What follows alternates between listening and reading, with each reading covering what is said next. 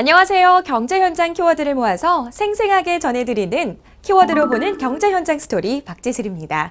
먼저 오늘 전해드릴 키워드입니다.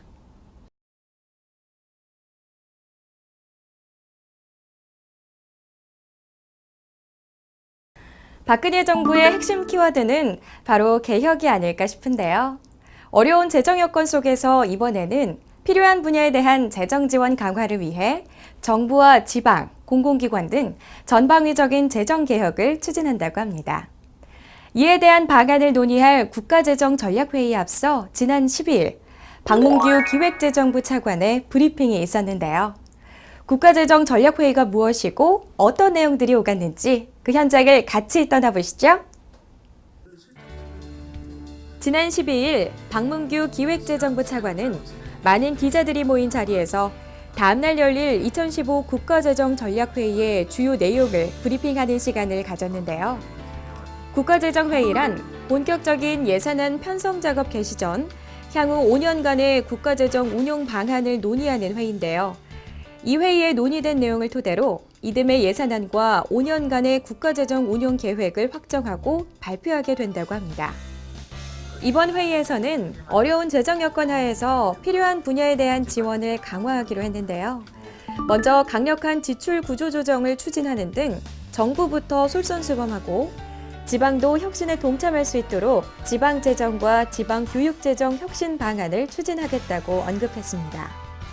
또한 공공기관은 핵심 업무 위주로 기능을 재편해 구조 개혁을 선도할 수 있도록 하고 민간 투자 활성화 대책을 차질 없이 추진해 민간 투자가 확대될 수 있도록 하는 전방위적인 재정개혁 추진 전략을 세웠습니다.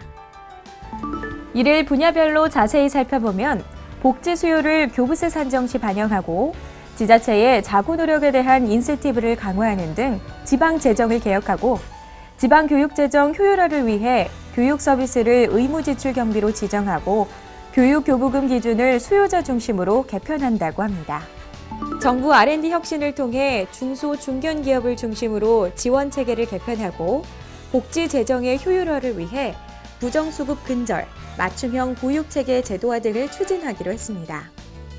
또한 지방문화시설의 국고 지원 기준을 일원화하는 등 문화 관련 지출을 효율적으로 운영하고 방위사업에 대해 무기 획득 관련 의사결정 시 외부 참여 확대, 인력구조 개선 등 투명성을 높인다고 합니다. SOC 분야에서는 새로운 민간 투자 방식을 도입하는 등 재정 투자를 보완할 다양한 투자 재원을 마련하고 재정 지원 일자리 사업은 직접 일자리 사업 구조 개편, 세대 간 상생 고용 지원 제도 마련, 양질의 청년 해외 일자리 제공을 통해 효율성을 높인다고 합니다. 이와 같은 재정 사업의 성과 평가는 개별 평가에서 통합 자율평가제로 전환하는 등 체계를 개편하고 국민 생활과 밀접한 수요가 많은 3대 분야를 중심으로 공공기관의 기능 조정도 추진해 나갈 것이라고 밝혔습니다. 이를 통해 절감된 재원을 서민과 취약계층, 중소기업 및 청년 고용 등 꼭 필요한 곳에 적극적으로 지원한다고 하는데요. 더 자세한 내용은 기획재정부 홈페이지에서 확인할 수 있으니 참고하시기 바랍니다. 정부와 지방, 공공기관, 그리고 민간에서의 전방위적인 재정개혁으로 우리 경제와 국가 재정의 활력이 살아나길 기대해봅니다. 한국 경제의 단단한 밑돌 역할을 하고 있는 연구개발 사업을 R&D라고 하는데요. 지난 10년간 전체 R&D 투자는 연평균 12%씩 증가했고 SCI 논문이나 특허 등록 건수 등에서 괄목할 만한 양적 성과를 거뒀습니다. 그러나 중소기업이나 중견기업의 경우 R&D 여건이 좋지 못한 실정이라고 합니다.